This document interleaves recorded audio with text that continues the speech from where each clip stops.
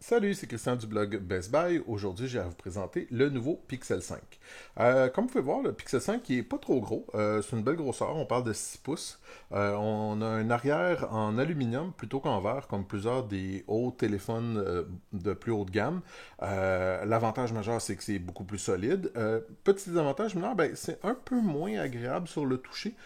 C'est relativement assez mineur, entendons-nous. Là, c'est pas désagréable pour autant, mais pour moi, Google vend ces étuis pour ces téléphones et je les apprécie particulièrement parce que c'est plus doux, plus délicat à trimballer un peu partout.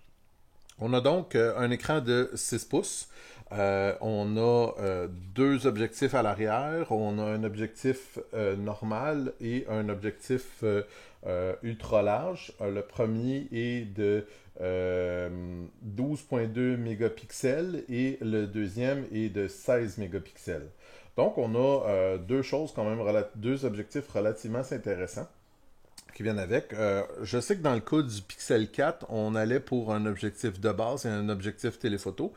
Personnellement, je préfère de loin avoir un objectif large qu'un objectif téléphoto pour ce genre d'appareil-là. C'est beaucoup plus pratique, particulièrement quand on prend des photos à l'intérieur. On a également le lecteur d'empreintes digitales à l'arrière. Alors, comme vous pouvez voir, c'est très rapide, ça fonctionne vraiment très bien. On a donc, je disais, l'écran de 6,6 pouces, puis l'écran offre une résolution de 1080 par 2340 avec 432 points par pixel. C'est très bon, c'est très respectable.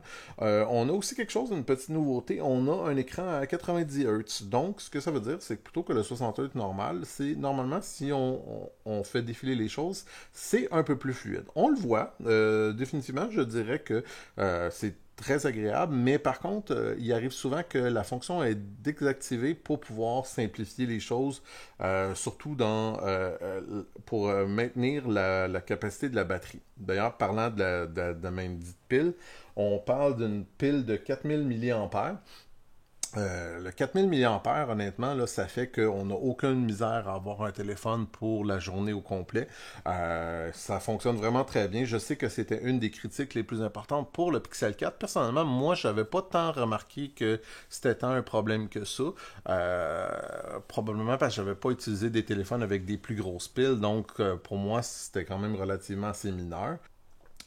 En tout et partout, dans le fond, le principal défaut, je dirais, de cet appareil-là, c'est que le processeur n'est pas le plus puissant. C'est un Snapdragon 765G 8 cœurs à 64 bits.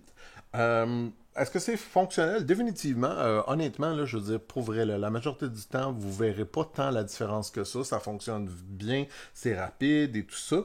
Puis on a également, ben, l'autre chose qui est quand même très intéressante, c'est qu'on a le 5G sur ce téléphone-là. Malheureusement, pour ce qui est du 5G, c'est pas très déployé encore au Canada. Alors, il y a peu ou pas de possibilité vraiment de l'essayer en ce moment. Avec le confinement, tout ça, j'ai pas eu l'occasion de me rendre dans une ville où il y a le 5G. Fait que malheureusement, ben, j'ai pas vraiment pu tester la vitesse. Mais soyez avertis que c'est pas très très répandu encore. Moi, je dirais que les points les plus importants de ce téléphone-là, bon, ben, il y a le boîtier d'aluminium qui est définitivement très agréable, mais les photos prises avec ce téléphone-là sont vraiment assez impressionnantes. Franchement, là, ça fait depuis 3 générations que je l'essaie, depuis le Pixel 3, puis je suis toujours aussi sidéré de voir des photos aussi belles prises avec cet appareil-là. Puis l'ajout du grand angle est vraiment, vraiment très apprécié. Franchement, là, donne beaucoup plus de possibilités que le téléobjectif, à mon humble opinion. Puis, étonnamment, ben, si on veut, on peut toujours, si on le désire, utiliser un zoom 2x, qui est un zoom numérique, mais qui fonctionne quand même pas si mal. Ce qui est quand même pas désagréable.